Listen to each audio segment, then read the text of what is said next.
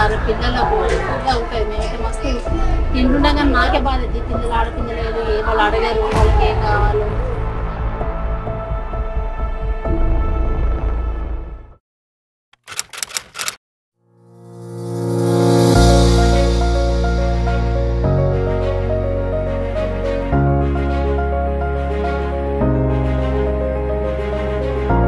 మీ జగన్, మీ అన్న, మీ తమ్ముడు, మీ బిడ్డ ఈరోజు పేదల కోసం పేదల ప్రతినిధిగా ఈరోజు ఇక్కడున్నాడు.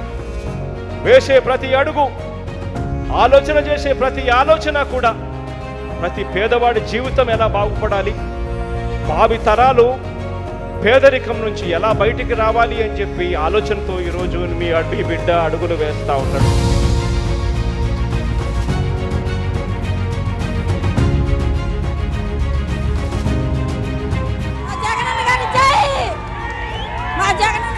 మాకేమీ లోటు రాదండి.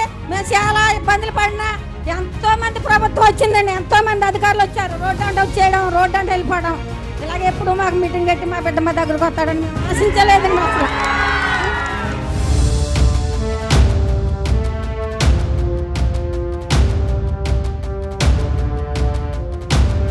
ఆఫ్టర్ రాజశేఖర రెడ్డి వెల్ఫేర్కి అనేదానికి అర్థం మారిస్తే ఈయన అసలు నిర్వచనం మార్చేశారు. మీకు ఇవాళ వెల్ఫేర్కి ఈయన జగన్మోహన్ రెడ్డి గారి స్థాయికి వెల్ఫేర్ చేసే ధైర్యం ఏ రాష్ట్రం చేయలేకపోయింది.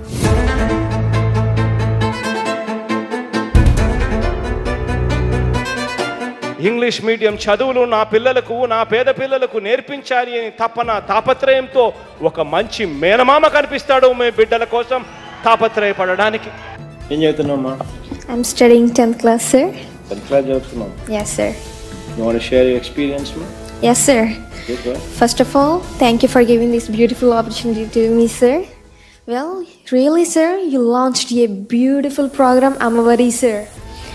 Because of Amavari, you are helping all the people, sir, there who are poor, but sending their children to school, sir. Through the implementation of this scheme, many students are getting excitement and went to school and visit it, sir. మనకున్న education మన బడ్జెట్లు టీచర్ల రూపంలో కానీ మిగిలిన దాంట్లో pay చేస్తున్నది. Highest salaries ఇవి ఉన్నాయి, కానీ వాళ్ళకి కావాల్సిన ఫెసిలిటీస్ ఇలా వాళ్ళు చేంజింగ్ కండిషన్స్కి తగినట్టు వాళ్ళు ఎప్పటికప్పుడు తీసుకొని పిల్లలకు మళ్ళీ ఇంపార్ట్ చేయాలి, ఇవ్వాలంటే దానికి తగిన రకంగా ఎక్విప్ చేయలే. లేదా అక్కడ వెళ్ళి చెప్పాలంటే ఆ స్కూల్స్లో వాతావరణం లేదు, అన్ని శిథిలాలుగా ఇదైపోయి డైలాపిటేటెడ్ దీంట్లో ఉన్నాయి, ఫెసిలిటీస్ లేవు, పిల్లలకు ఐక్యూ లెవెల్ పెరిగే అంత ఇది లేదు. సహజంగానే యూత్ డిజింట్రెస్టెడ్ అవుతారు. ఓవర్ ది పీరియడ్ అంటే సిస్టమ్ కొలాప్స్ అవుతుంది. బట్ వేల కోట్లు శాలరీస్ రూపంలోనూ ఫెసిలిటీస్ వీటి రూపంలో పెడుతూనే ఉన్నారు. సో దీన్ని అడ్రస్ చేయాలంటే ఎట్లా, దీన్ని అడ్రస్ చేయాలంటే ఎంటైర్ అడ్రస్ టోటల్ సైమల్టేనియస్లీ చేస్తారు. మొదట్లో కొంత హార్డ్షిప్, కొంత ఇబ్బంది అనిపించవచ్చు. ఎందుకు చేసేటప్పుడు ఇంతకుముందు అన్నీ ఆగిపోయినాయి, డిఫంక్ట్ అయింది, తుప్పు పెట్టినట్టుంది. నేను ఒక్కసారి చేస్తాను, కానీ ఇప్పుడు ఫ్రూట్స్ ఇస్తుంది. ఈరోజు మనం చూస్తే కూడా నిన్న 10th రిజల్ట్స్ వచ్చాయి, బెస్ట్ రిజల్ట్స్. ఇంకా కంటిన్యూ కూడా అవుతాయి. అంటే ఎవ్రీబడి ఈజ్ హ్యాపీ. పిల్లాడు స్కూల్కి పోయే పిల్లాడు హెల్తీగా పెరుగుతున్నాడు.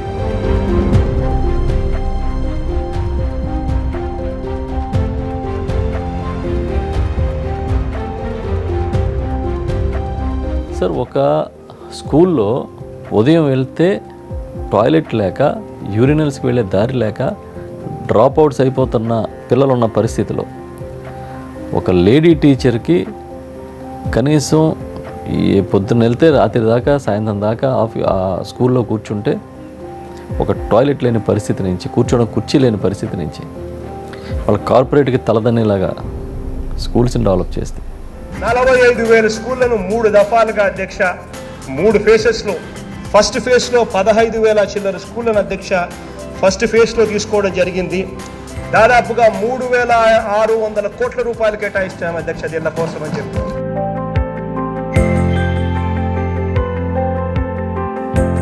My name is T. Jansi Rani. I am studying 10th class in the school, ZPHS Harold Devi. Sri Y.S. Jagan Mohan Reddy sir provided new classrooms with IFP panels, water facilities, foot pathways and toilets.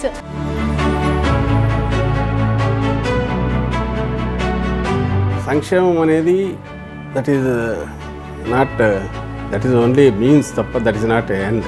Sustainable ఫ్యూచర్ని ఇవ్వగలగాలి. మా ఆయనకి మత్స్యకార భరోసా 10,000 వేస్తున్నారు. నా భర్తని చదివించేప్పుడు కూడా, నన్ను చదివించేప్పుడు కూడా మా అమ్మ వాళ్ళు అయితే వాళ్ళు, మా అత్తయ్య వాళ్ళు కానీ మా అమ్మ వాళ్ళు కానీ చాలా ఇబ్బంది పడి మధ్యలో చదువు ఆపేశారు. కానీ మా పిల్లల భవిష్యత్తు కూడా ఇలాగే ఉంటుందేమో అనుకున్నాను నేను. కానీ జగనన్న ద్వారా నా పిల్లల భవిష్యత్తు తిరగబడింది. నా పిల్లలు గొప్పగా చదువుకుంటున్నారు. జగనన్నకి ఎంత కృతజ్ఞత చెప్పినా అదైతే చాలా తక్కువే. జగనన్న నువ్వు వస్తే జీవితకాలం కాడ నువ్వు, నీ బిడ్డలు, నీ భార్య చల్లగా ఉండాలని కోరుకుంటున్నా.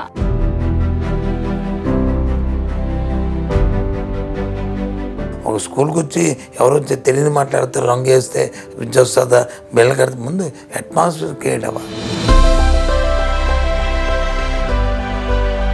ఎడ్యుకేషన్ సూపర్ అండి. జగన్ గారు వచ్చాక ఎక్సలెంట్. ప్రతి ఒక్క పిల్లలు చదువుకోవాలని ఆశ అనేది జగన్ గారి వల్ల నెరవేరింది. అంబియన్స్ బాగోవాలి. ఆ తర్వాత వచ్చి వాళ్ళకి ఆ పిల్లలకు వచ్చి ఆరోగ్యంగా ఉండేటట్లు వాళ్ళకి కావాల్సిన ఇంటి దగ్గర వాళ్ళు తినడానికి అవకాశం ఉందని చూసుకోవాలి. ఆ తర్వాత ఆర్థిక పరిస్థితి లేకుండా చూసుకోవాలి. వాళ్ళ పేరెంట్కి రూపాయి కూడా ఖర్చు లేకుండా ఆ బుక్స్ నుంచి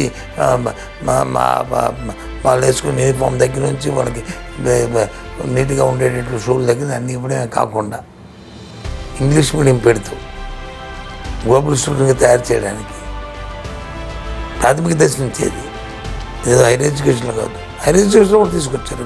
ఇలాంటి రిఫార్మ్స్ ఎక్కడ కూడా దేశంలో ఏ రాష్ట్రంలో జరగలేదు. ఎవరు చాలామందికి ఇది అనుకుంటారు, ఓ ఇదని కాదు, దాగిపోయింది అనుకోండి, పేదవాడు నష్టపోతాడు. 39 లక్షల మంది పిల్లలు ఇవాళ చదువుతారు, వాళ్ళు నష్టపోరా చెప్పండి.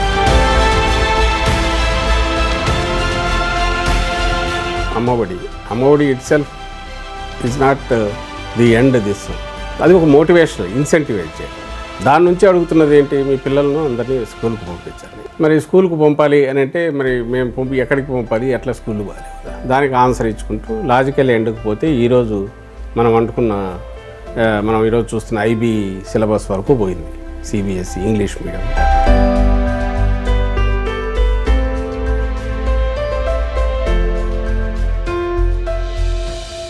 నెల్లూరు జిల్లాలో నా పాదయాత్ర జరుగుతూ ఉన్నప్పుడు అక్కడ ఒక ఫోటో పెట్టుకొని ఒక ఇంట్లో నేను పోయే దారిలో ఫోటో ఎదురుగా ఉన్న ఫ్లెక్సీ కట్టింది. ఆ ఇంట్లో నుంచి అమ్మ నాన్న ఇద్దరు వచ్చారు. ఆ ఫ్లెక్సీ అక్కడ కట్టి ఉంటే ఆ పిల్లాడి ఫోటో చూసి నేను అడిగితే ఇచ్చే ఫీజు రీయింబర్స్మెంట్ కూడా పార్షియల్గానే ఇస్తూ ఉన్నారు. ఫీజులు చూస్తే 70,000, ఇచ్చేదేమో 35,000, అది కూడా సమయానికి ఇవ్వరు. మిగిలిన ఫీజులు ప్లస్ బోర్డింగ్ అండ్ లాడ్జింగ్ ఖర్చులు అన్నీ కలుపుకుంటే సుమారుగా మళ్ళీ దాదాపుగా 70,000 రూపాయల పైసలకు ఖర్చు వస్తూ ఉంది. ఆ ఖర్చులు కట్టలేని పరిస్థితిలో ఆ పిల్లాడు, నా కొడుకు, నా మీద ఈ ఒత్తిడి తీసుకుని రావడం ఇష్టం లేక ఆయన చనిపోయాడు అని చెప్పిన మాటలు ఎప్పటికీ కూడా నేను మర్చిపోలేని మాటలు.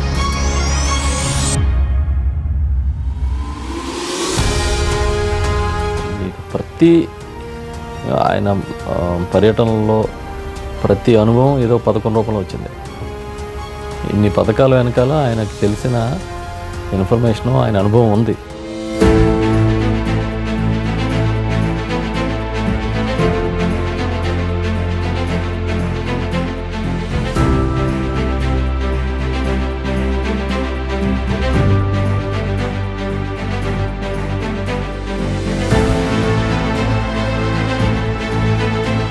జనం కూడా కనెక్ట్ అవుతారు తనతో. ఇప్పుడు ఇంతగా అవుతున్నారంటే ఆ ఓపెన్నెస్, ఆనెస్టీ, తను నమ్మిన దాన్ని పూర్తి తను సిన్సియర్గా నమ్మడం, లేదా పైకి ఒకటి లోపల ఒకటి కాకుండా అదే ఆచరించడం.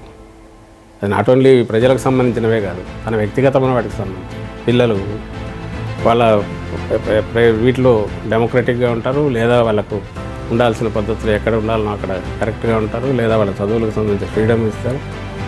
వాళ్ళు సెలెక్ట్ అయింది కూడా ఈరోజు నాట్ ఏదో విపరీతంగా డబ్బులు కట్టిన దానికంటే కూడా వాళ్ళ మెరిట్తోనే వాళ్ళు తెచ్చుకున్న దానికంటే సేమ్ మా పిల్లలు ఎట్లున్నారో పూరెస్ట్ ఆఫ్ పూర్లో పిల్లలు కూడా అట్లా రాగలిగితే బాగుంటుంది అనేది ఆయన కళ.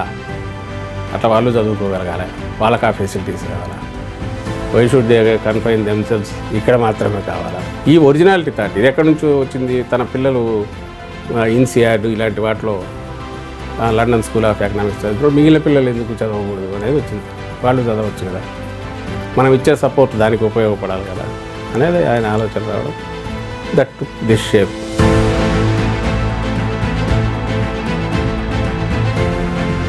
నేను చెప్తా ఉన్నా, మరో 20 సంవత్సరాలు 15 సంవత్సరాలు చూడండి, 15 సంవత్సరాలు 20 సంవత్సరాల లోపల ప్రతి పేద పిల్లాడు ఇంగ్లీషే మాట్లాడతాడు అనేది ప్రతి ఒక్కరికి నేను తెలియజేస్తా ఉన్నా.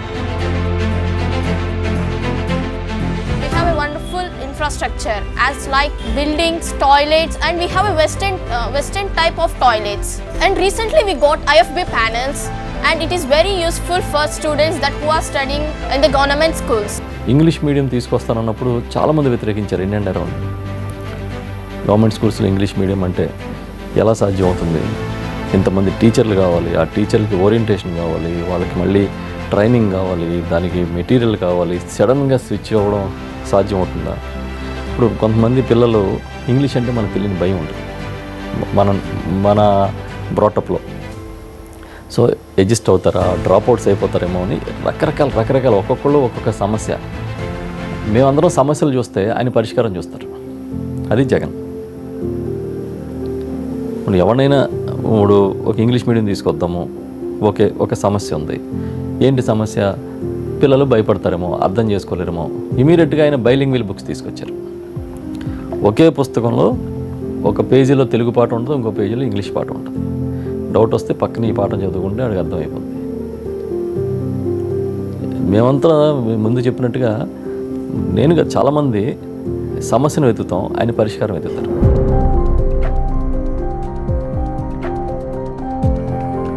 మనం అనుకున్న టార్గెట్ ఈ 35.35% టార్గెట్ కాదు. మనం అనుకున్న టార్గెట్ రాష్ట్రంలో కనీసం 80% పైచిలకు ప్రతి ఒక్కరూ కూడా 17 నుంచి 23 సంవత్సరాల వయసులో ఉన్న ప్రతి ఒక్కరూ కూడా కాలేజీలు బాట పట్టాలి. ప్రతి ఒక్కరూ కూడా చదవగలగాలి, చదవాలి. చదువుల కోసం భారం అనేది ఉండకూడదు. చిరునవ్వుతో వెళ్ళి గొప్ప చదువులు చదివి బయటికి రావాలి. మంచి ఉద్యోగాలు వాళ్ళు చేయాలి. తలరాతలన్నీ మారాలి.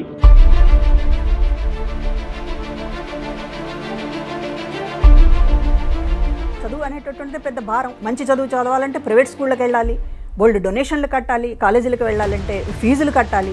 మరి ఈరోజు జగనన్న అమ్మఒడి అనేటటువంటి దాని ద్వారా నువ్వు ప్రోత్సాహం, పిల్లలు స్కూల్కి పంపించు, నీకు ప్రోత్సాహం ఇస్తాము అనేటటువంటి డైరెక్ట్గా వాళ్ళ అకౌంట్లో పెట్టడం ద్వారా ఒక ఎంకరేజ్మెంట్, పిల్లల్ని చదివించాలి అనేటటువంటి ఎంకరేజ్మెంట్. ఓకే, చదివించడానికి స్కూల్కి పంపుతారు, అక్కడ ఏంటి? మళ్ళీ ఇక్కడ గవర్నమెంట్ స్కూల్స్ని ఒక బలోపేతం చేయడం, అక్కడ ఇంగ్లీష్ మీడియం ఎడ్యుకేషన్ ఇవ్వడం, ప్రతిరోజు కూడా ఒక గుడ్డు, మంచి ఆరోగ్యకరమైనటువంటి పోషకాలతో కూడినటువంటి భోజనం, పల్లీల చిక్కీ లాంటివి. అంటే ఒక మంచిగా పిల్లలు తింటే ఆ తల్లికి ఎంత సంతోషం అవుతుంది, తల్లుల ఆనందం ఇంకా ఎంత కాన్ఫిడెన్స్ ఉంటుంది వాళ్ళకి. బైజూస్ కంటెంట్ను ఈరోజు ఉచితంగా అందించడం జరిగింది. రోజుకో మెనూతో పౌష్టికాహారంగా ఈరోజు గోరు మిద్ద అనే పథకాన్ని తీసుకొచ్చి గవర్నమెంట్ బడులలో ఈరోజు పిల్లలకు తోడుగా నిలబడతా ఉన్నాం. డిగ్రీ స్థాయిలోనే 100% ఫీజు రీయింబర్స్మెంట్ ఇస్తున్న ప్రభుత్వం, పిల్లలకు భోజనము వసతి ఖర్చుల కోసం 20,000 వరకు వసతి దీవెనగా ఇస్తున్న ప్రభుత్వం కూడా మన అందరి ప్రభుత్వం మాత్రమే.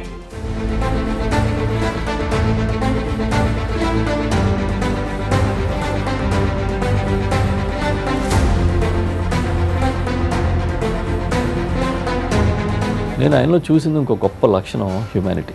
మీరు చూడండి, ఎప్పుడన్నా ఆయన పర్యటనకు వస్తారా, నాయకుల్ని కార్యకర్తలైనా సరే ఆగి పలకరిస్తారు, ఎంత టైం ఇస్తారో తెలియదు. కానీ నాకు సాయం చేయండి, నేను కష్టంలో ఉన్నాను, నా హెల్త్ ప్రాబ్లం ఉందంటే ప్రతి ఒక్కరిని గంటలు మాట్లాడి స్పాట్లో దాన్ని క్లియర్ చేస్తారు. ఆయన ఇక్కడి నుంచి జిల్లా పర్యటన నుంచి తిరిగి వెళ్ళేటప్పటికి వాళ్ళకి అందాల్సిన సాయం అందేస్తారు. చాలా సందర్భం.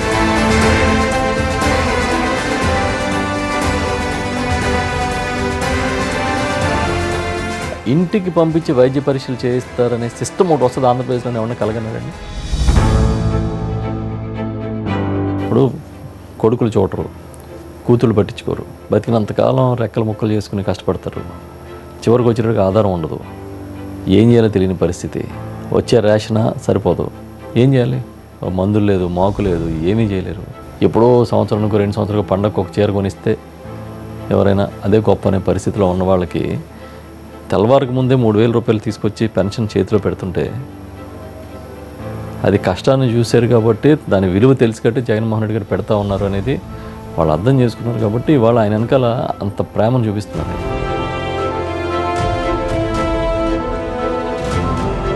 కొత్తగా 15,000 విలేజ్ అండ్ వార్డు క్లినిక్లు కనిపిస్తా ఉన్నాయి ఈ రోజు మన కళ్ళ ఎదుటే. ఈ నాడు నేడు అనే ఆ పదమే ఆయనకి పుట్టిన ఒక థాట్. ఎప్పుడో మనకు ఓ కింగ్ జార్జ్ హాస్పిటల్ తీసుకుంటే 100 సంవత్సరాల పైనుంచి ఉంది. ఈ మధ్య కట్టిన 5 సంవత్సరాల కింద హాస్పిటల్ అన్నీ ఒకే రకంగా ఉన్నాయి. వాటిలో కావాల్సిన వసతులు సరైనంత లేవు. ఆయన 2-3 సార్లు అవి ఇవి చూడడానికి హాస్పిటల్కి పోతే ఆ బెడ్ మీద బెడ్షీట్ ఉండదు, బాత్రూంలో నీళ్లు రావు, సరైన మంచి ఆహారం లేదు. వైద్యం అంటే కేవలం ఒక డాక్టర్ వైద్యం చేసిపోయేది కాదు, ఇవన్నీ ఉన్నప్పుడే అది సరైన వైద్యం అని నమ్మేవాడు. జబ్బు నివారణ కావాలంటే దాన్ని మొట్టమొదటి స్టేజ్లోనే దాన్ని కనుక్కోవాలి. ఓ బీపీ కావచ్చు, షుగర్ కావచ్చు, ఇది అశ్రద్ధ చేస్తే రేపు పక్షవాతం వస్తుందన్న, హార్ట్ అటాక్ వస్తుంది. అవి రాకుండా చూసుకోవాలంటే మనం ఈ గ్రామీణ వైద్యం అక్కడ మొదలవ్వాలి. ప్రతి ఒక్కటికి బీపీ షుగర్ చెక్ చేయాలా, వాళ్ళకి హిమోగ్లోబిన్ ఎంత చెక్ చేయాలా, అందులో తేడా ఉందంటే వాళ్ళకి రెగ్యులర్గా మందులు ఇవ్వాలా అనేది అక్కడి నుంచి జగన్ గారు ఆలోచించడం మొదలుపెట్టారు. బాగోపోతే ఆర్ఎంబీ డాక్టర్తో ఇంజక్షన్ చేయించుకోవటానికి కూడా మాకు పొజిషన్ బాగుండేది కాదు. జగన్ గారు వచ్చాక మాకు అన్ని విధాలా బాగుంది. మా అబ్బాయి వాళ్ళు ఎక్కడో దూరాన్ని ఉంటున్నారు, వాళ్ళు పంపించడం నాకు కొంచెం లేట్ అవుతుంది, కానీ ఈయన మాత్రం నాకు అన్న టైం ప్రకారంగా నెల 1వ తారీఖు వచ్చేటప్పటికి వాలంటీర్లు ఇంటికి వచ్చి తలుపులు తట్టి 3,000 రూపాయలు ఇస్తున్నారు సార్. 3,000 రూపాయలు ఇస్తున్నారు. మాకు అసలు మా అబ్బాయి వాళ్ళ మీద కూడా నేను ఆధారపడుతున్నా. ఇప్పుడైతే జగన్ గారి మీదే నేను ఆధారపడి బతుకుతున్నాను.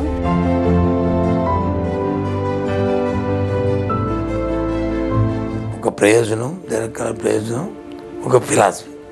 45 నుంచి 60 సంవత్సరాల మైల్ ఎవరైతే ఉందో ఆ మైల్కి అది క్రూషియల్ టైం. వాళ్ళకి చేయూత ఇవ్వడానికి కొంతవరకు సస్టైన్ వ్యాపారం చేసుకోవాలి, లేకపోతే పాల గదేం పెట్టుకోవాలి, ఆవిడ బొడ్లో ఈ డబ్బైనా ఉండాలి చిన్న చిన్న అవసరాల కోసం. దానికోసం ఇది దాని ఫిలాసఫీ. అంతేగాని ప్రభుత్వ డబ్బు నుంచి ఏదో చిల్లర పెంకులో పనిచేస్తాను కాదు.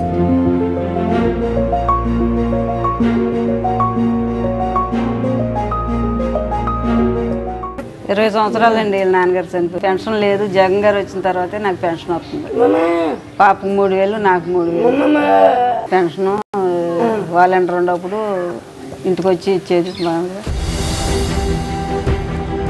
మనకేదో ఇప్పుడు ఉంది కదా అని ఇచ్చేద్దాం, తర్వాత సంగతి తర్వాత వచ్చేవాళ్ళు చూసుకుంటారు, అప్పుడు సంగతి అప్పుడు చూసుకోవచ్చు అనేది కరెక్ట్ కాదు. మన క్రెడిబిలిటీ అనేది నాట్ ఓన్లీ దీని నుంచే కాదు, అది కూడా మనకు అవసరం. అది ఉండి మనకిచ్చిన మ్యాండేట్ ఇది. ఈ మ్యాండేట్లో మనం ఎట్లా చేయాలనేది కంటిన్యూస్ ఆ స్పృహ ఉండాలి అని అనుకుంటాడు. అది ఫాలో కూడా అవుతుంది. రైతుల రుణమాఫీపై మొదటి సంతకం చేస్తానన్నారు. మరి 87,612 కోట్ల రూపాయలు రుణమాఫీ అయిందా? ప్రతి సిద్ధం సభలోనూ ఈ ప్రశ్నలు నేను వేస్తా వస్తున్నా.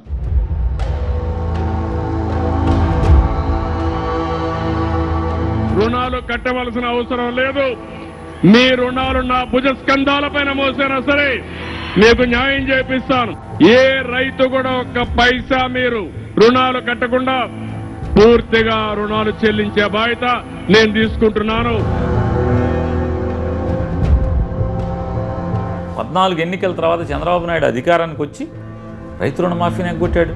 ఒక విలేకరు గారు ఏమండి రైతు రుణమాఫీ చేయలేదు కదా అంటే నోర్మేయమని చెప్పని మాట్లాడాడు ఢిల్లీలో. ఎవడు చెప్పాడా మీకు? మీ మైండ్ సెట్ మార్చుకోండి. రుణమాఫీలు ఎక్కడ చేయలేదు. రుణమాఫీలు ఇచ్చేసే వన్ టైం సెటిల్మెంట్ అయిపోయింది కదా, ఇంకేం చేస్తారు?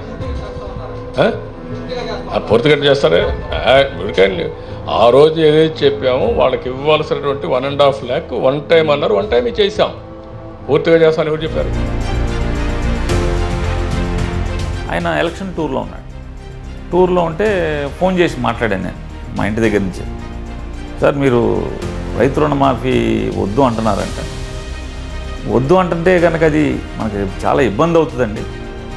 చంద్రబాబు నాయుడు రైతు రుణమాఫీ చేస్తా అంటున్నాడు, బేషరతుగా డ్వాక్రా రుణమాఫీ చేస్తా అంటున్నాడు. మనం రైతుది కూడా మనం చేయాలి, డ్వాక్రా చేస్తా అంటున్నాం, రైతుది కూడా మనం చేయాలి సార్ అని ఫోన్ చేశాను. ఆయన అన్నారు, కానీ ఒక పని చేయి, పోతే అధికారం పోతుంది, 14 నుంచి 19 దాకా ప్రతిపక్షంలో ఉందాం, అంతేగాని మోసం మాత్రం చేయకూడదని ఒకే రోజు 84,000 కోట్లు రైతుల అప్పుని మాఫీ చేయటం అనేది ఆంధ్రప్రదేశ్ రాష్ట్రం అనేది భరించే స్థితిలో లేదు.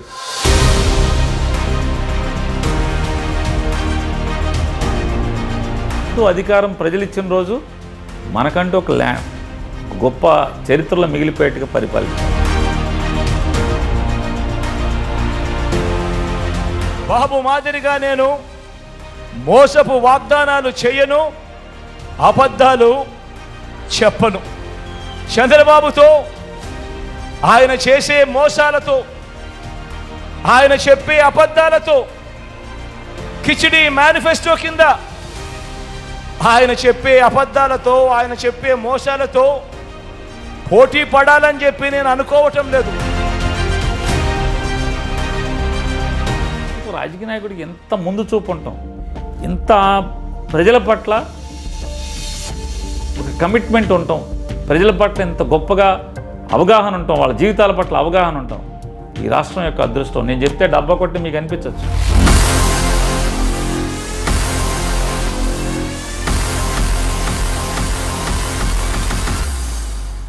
నమస్తే అక్కయ్య, నమస్తే చెల్లెమ్మ, నమస్తే నమస్తే అక్కయ్య, నమస్తే చెల్లెమ్మ. ఒక అమ్మఒడి, ఒక ఆసరా, ఒక చేయూత, ఒక సున్నా వడ్డీ, ఒక ఇళ్ల పట్టాలు, ఒక ఇళ్ల నిర్మాణం ద్వారా మహిళా సాధికారత విషయంలో దేశం మొత్తం ఆంధ్ర రాష్ట్రం వైపు చూసేట్టుగా చేసిన చరిత్ర ఇది, మన చరిత్ర.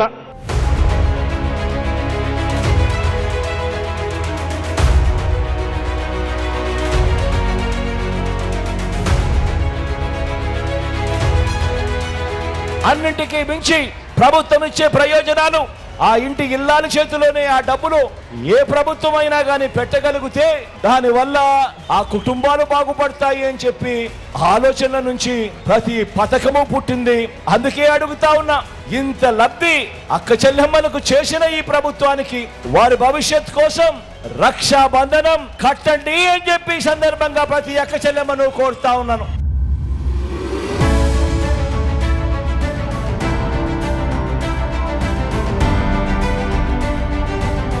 ప్రతి పల్లెలో మీరు చూసుకోండి, ఏదో ఒక ఉపాధి వెతుక్కుంటూ ఉన్నారు, ఉపాధి నిలబడుతున్నారు వాళ్ళ కాళ్ళ మీద వాళ్ళు. దాదాపు ఈ రోజున మనం చూసుకుంటే 20 లక్షల మంది పైగా పేద డ్వాక్రా సంఘాలకు సంబంధించిన మహిళలకి శాశ్వత ఉపాధి కల్పించింది ఈ ప్రభుత్వం. అందులో దాదాపుగా 14 లక్షలకు పైగా మహిళలు, అంటే నెలకి ఆదాయం 1 లక్షకు పైగా పెరిగింది.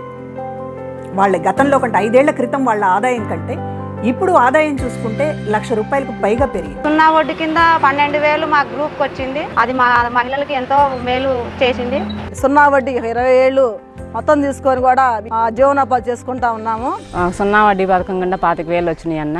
డ్వాక్రా సంఘాలకి చంద్రబాబు నాయుడు గారి టైంలో మొత్తం కూడా వడ్డీలు కట్టలేక అందరూ కూడా సి గ్రేడ్లో పడిపోయినాయి డ్వాక్రా గ్రూపులన్నీ కూడా. మరి జగన్మోహన్ రెడ్డి గారు ముఖ్యమంత్రి అయిన వెంటనే వాళ్ళ డ్వాక్రా సంఘాల రుణాలన్నింటినీ కూడా ఈ ప్రభుత్వం తీర్చడమే కాకుండా అతి తక్కువ వడ్డీకి రుణాలు ఇచ్చింది. దాదాపు ఇప్పటికీ 3 లక్షల కోట్ల రూపాయల రుణాలని డ్వాక్రా గ్రూపులకి ఇవ్వడం జరిగింది. 2019లో మేము లోన్ తీసుకున్నాము. మాది ఈరం తల్లి గ్రూపు.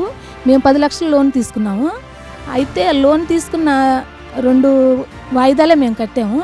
తర్వాత జగన్ గారు ప్రభుత్వం రావటం మాకు రుణమాఫీ వచ్చిందనమాట. మేము సంవత్సరానికి వచ్చి 18,750 రూపాయలు తీసుకుంటున్నాం. అట్లా ఇప్పుడు 3 సార్లు తీసుకున్నాము. అట్లాగే చేయూత పథకం కింద నేను లబ్ధి పొంది ఉన్నాను. దాని ద్వారా కూడా నేను నా కుటుంబానికి, నా బిడ్డల అవసరతకి ఉపయోగపడింది అది. దాని ద్వారా నేను చిన్న వ్యాపారం టైలరింగ్ పెట్టుకుని 2 మిషన్లు పెట్టుకున్నాను. నా చేతి కింద ఒకళ్ళని పెట్టుకుని నేను దాన్ని రన్ చేసుకుంటున్నాను. ఇప్పుడు నాకు బాగానే ఉంది.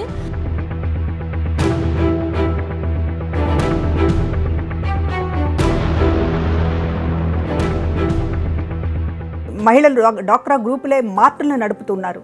మహిళా మార్టులు, జగనన్న మార్టులు అనేటటువంటి సూపర్ మార్కెట్లు సూపర్ సక్సెస్ అయింది. అంటే మహిళలు చేయూతనిస్తే ఎంత కమిట్మెంట్తో పనిచేస్తారు, ఎంత ఐక్యతతో పనిచేస్తారు అనేటటువంటిది ఇవాళ మన జగనన్న ప్రభుత్వంలో చూపించారు.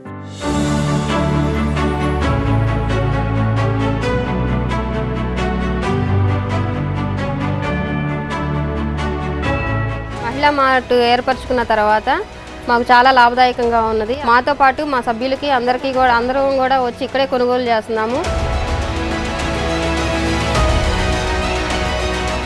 2019లో జగన్ గారు ఇచ్చిన పథకాల్లో వైఎస్ఆర్ ఆసరా ద్వారా మాకు లబ్ధి వచ్చిందండి.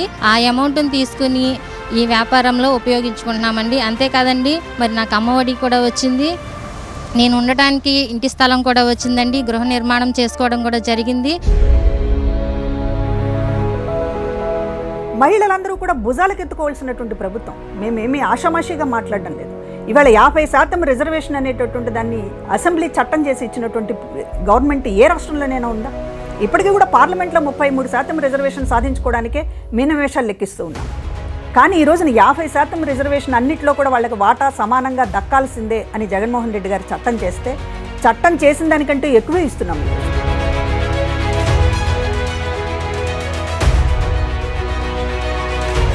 మనం సాధికారత అనేటటువంటి దాన్ని మాటలతో చెప్పలేదండి. ప్రతి అడుగులోనూ ఇవాళ మహిళా సాధికారత అనేటటువంటిది చూపించాం. రుణపడి ఉంటామనేటటువంటిది మా అభిప్రాయం ఇవాళ జగన్మోహన్ రెడ్డి గారికి. అసలు పేద మహిళలు కనీసం ఆర్థికంగా భర్త తాగినా, లేకపోతే చూడకపోయినా, లేకపోతే ఇంట్లో వాళ్ళు పట్టించుకోకపోయినా తన పిల్లల్ని చూసుకోగలను, చదివించుకోగలను అనేటటువంటి ధీమా ఈ రోజున మహిళల్లో ఏర్పడింది.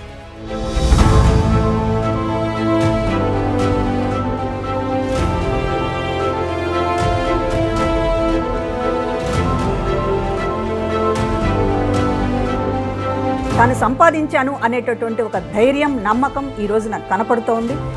ఆ ఉద్దేశంతోనే కుటుంబంలో ఆమె గౌరవం పెరిగింది.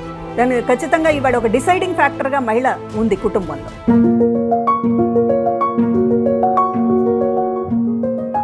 కరోనా సెకండ్ టైంలో మా హస్బెండ్ చనిపోయారు. ఏమీ తోచని స్థితిలో నేను మరి ఏం చేయాలని ఆలోచించినప్పుడు మరి జగనన్న తోడు పథకం కింద ఒక 10,000 తీసుకుని నేను శారీస్ బిజినెస్ మొదలు పెట్టానండి. దానిని మళ్ళీ మాకు 20,000 ఉచితంగా ఇచ్చారు రుణమాఫీ కింద. ఆ 20,000 పెట్టుకుని మళ్ళీ నేను ఆ యొక్క వ్యాపారాన్ని, ఆ బిజినెస్ నేను డెవలప్ చేసుకుంటూ ఉన్నాను. నా బిడ్డల్ని పోషించుకుంటూ ఉన్నానండి.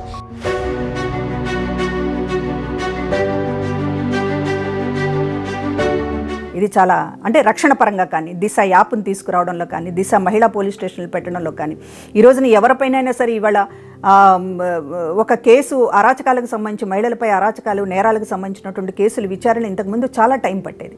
కానీ మనం ఫిక్స్ చేసుకున్నాం ఛార్జ్షీట్ ఖచ్చితంగా 3 నెలల్లోపు ఛార్జ్షీట్ పడాల్సిన దాన్ని ఈ రోజున 90 నెల రోజుల్లో ఛార్జ్షీట్ పడాలనేటటువంటిది పెట్టుకున్నాం. శిక్షలు కూడా దాదాపు సంవత్సరం లోపు, 6 నెలల లోపు శిక్షలు పడినటువంటి కేసులు అనేకం ఉన్నాయి. రేప్ అటెంప్ట్ కానీ, రేప్కి సంబంధించినటువంటి కేసుల్లో కానీ శిక్షలు పడేసేటటువంటి ప్రయత్నం చేశాం. ఎప్పుడైతే అరచేతిలో దిశ యాప్ ఉంది అనేటటువంటి దానితోటి అది ఉపయోగిస్తారు అనేటటువంటి సంకేతం వెళ్ళినటువంటి క్రమంలోనే ఈవ్ టీజింగ్ కానీ, రోడ్లపైన ఆకతాయిల వేధింపులు కానీ, పబ్లిక్ ప్లేసుల్లో చిల్లర చేష్టలు కానీ ఇవన్నీ కూడా తగ్గినాయి. మహిళా వాలంటీర్స్ కానీ, ఇవాళ సెక్రటేరియట్లో వస్తున్నటువంటి ఇచ్చినటువంటి మహిళలకు సంబంధించినటువంటి ఉద్యోగాల కల్పన కానివ్వండి, ఇది ఒక రకంగా అంటే స్థానికంగా ఉద్యోగ అవకాశాలు కల్పించడంలో ఒక పాత్ర. వాళ్ళు దాదాపు ఇవాళ సెక్రటేరియట్లో అంటే గవర్నమెంట్ జాబ్స్ అవి దాదాపు 65,000 మంది మహిళలకి సెక్రటేరియట్లో ఒక శాశ్వతమైనటువంటి ఉద్యోగాల్ని ఈ ప్రభుత్వం ఇచ్చింది. ఇక వాలంటీర్స్ అంటే దాదాపుగా 2 లక్షలకు పైగా ఉన్నటువంటి వాలంటీర్స్లో 50% పైగా మహిళలే ఉన్నారు.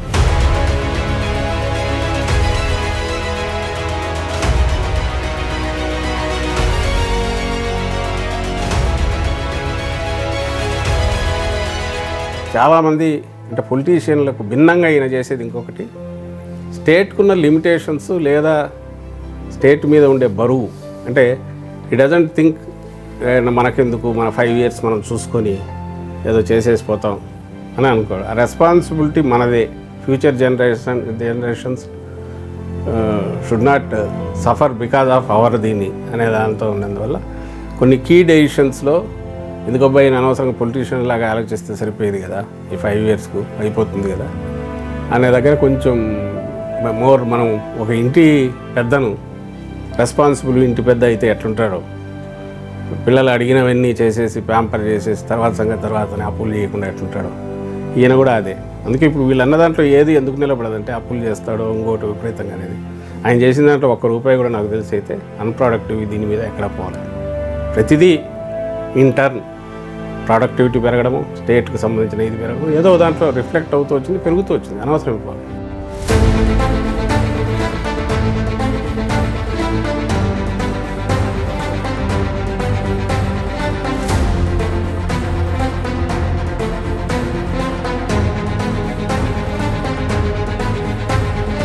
జగన్మోహన్ రెడ్డి గారు తన పాదయాత్ర అయ్యే పాదయాత్ర చేస్తున్న సందర్భంలో ప్రజల యొక్క కష్టాలు వింటున్నప్పుడు ఆడపిల్లల చేతిలో చేసి అన్నా అని కళ్ళంపట్ట నీళ్లు కారిపోతా అంటే ఏడుస్తూ, అన్నా నా కుటుంబ పరిస్థితి, నా భర్త అంకికి రానడి, నేను పనికి వెళ్తున్నాను, నేను పనికి వెళ్ళినా కూడా ఇల్లు ఆర్థిక బాధలు తట్టుకోలేని స్థితిలో బడిలో ఉండాల్సినటువంటి నా పిల్లల్ని పనిలో పెడుతున్నాను, ఎంతో కొంత ₹1000 1500 నాకు ఆ పిల్లల ద్వారా జీతం వస్తే ఇల్లుకి ఎంతో కొంత వేడి నీళ్ళకి చన్నీళ్ళకి తోడు ఉంటుందని చెప్పని పిల్లల్ని పనిలో పెడుతున్నాన్న.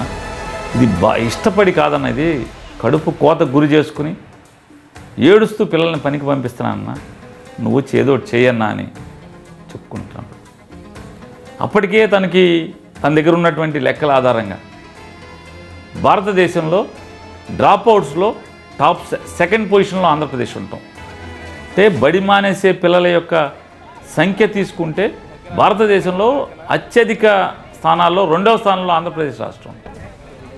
తన పాదయాత్రలో ఆ లెక్కలకి సరిపోల్చుతూ పాదయాత్రలో ఆడపిల్లలందరూ కూడా, అన్నా నా పిల్లల్ని గతి లేక నేను పనిలో పెడుతున్నాను అంటే తనకు అర్థమైంది. ఆర్థిక బాధలు తట్టుకోలేనటువంటి ఇంటి ఇల్లాలు ఆ ఆడపిల్ల, ఆ ఇంటి ఆడబడుచు. జగనన్న అమ్మ ఒడి పథక ప్రారంభోత్సవం గౌరవ రాష్ట్ర ముఖ్యమంత్రి వర్యులు బటన్ నొక్కి ప్రారంభోత్సవం చేస్తున్నారు. తల్లుల ఖాతాలోకి వరుసగా 4వ ఏడాది జగనన్న అమ్మ ఒడి. ఇది బతుకులు మార్చే గుడి. తన పిల్లల్ని మనసు చంపుకుని పనికి పంపిస్తుంది అంటే భవిష్యత్తుకి కూలీల్ని తయారు చేస్తుంది. అంటే ఒక విద్యావంతుడిని కాకుండా ఒక కూలీని తయారు చేసి అప్పు చెప్తుంది. మనసు చంపుకునే తనకు అర్థమయ్యే అమ్మఒడి అనే కార్యక్రమం పెట్టాడు. అంతేకాని డబ్బు కోసం అంటే డబ్బు ఇస్తే ఓటేస్తారని కాదు, అది గొప్ప సంకల్పం. అది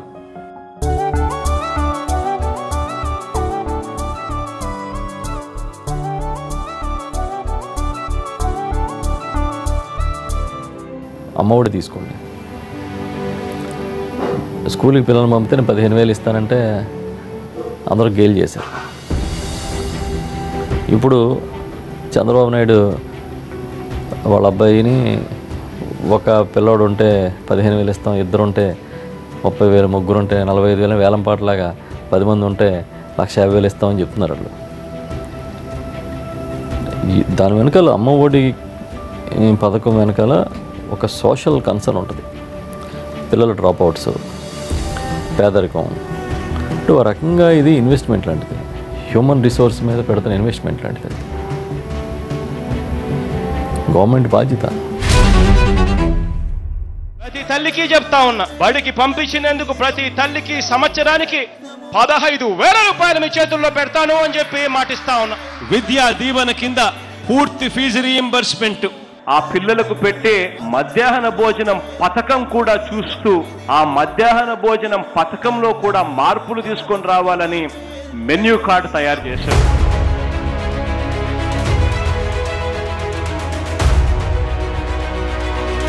అప్పట్లో నాకు గుర్తుండి ఫీజు రీయింబర్స్మెంట్ అనేది ఫుల్ లేదు. 35,000, 70,000 బయట ఉన్నాయి, 35,000 మిగిలింది బయట అప్పు తెచ్చుకొని కట్టుకోవాల్సి వచ్చేది. ఇది కూడా 2 ఏళ్ళు 3 ఏళ్ళు వచ్చేది కాదు. మేము వచ్చినాక 1,800 కోట్లు ఎంతో పాత చేర్చాల్సి వచ్చింది. సో ఏమవుతుంది, హామీనే. వడపోత ఎట్లా జరిగేది అంటే కట్ చేయడం ఎట్లా, తగ్గించడం ఎట్లా అనేది స్క్రీనింగ్ జరిగేది.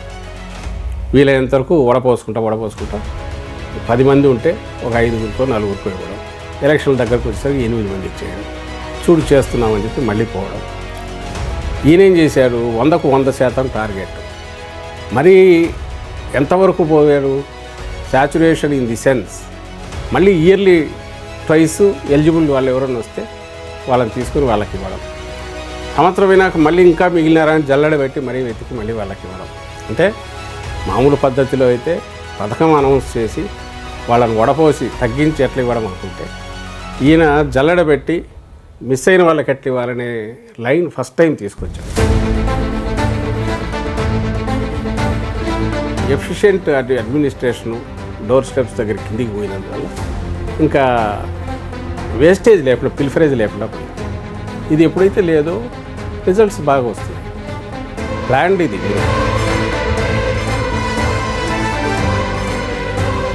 శత్రువు కూడా అంతరంగిక చర్చల్లో జగన్ గారిని ఖచ్చితంగా మెచ్చుకునే విధంగానే ఉంటుందని నేను నమ్ముతున్నాను. ఇవాళ జగన్ గారు చేస్తున్నట్టుగా మనం చేస్తుంటే బాగుండేది ఆ రోజుల్లో అని చంద్రబాబు నాయుడు ఈ 5 ఏళ్ళు ఒక్కసారి అనుకుని ఉంటాడు.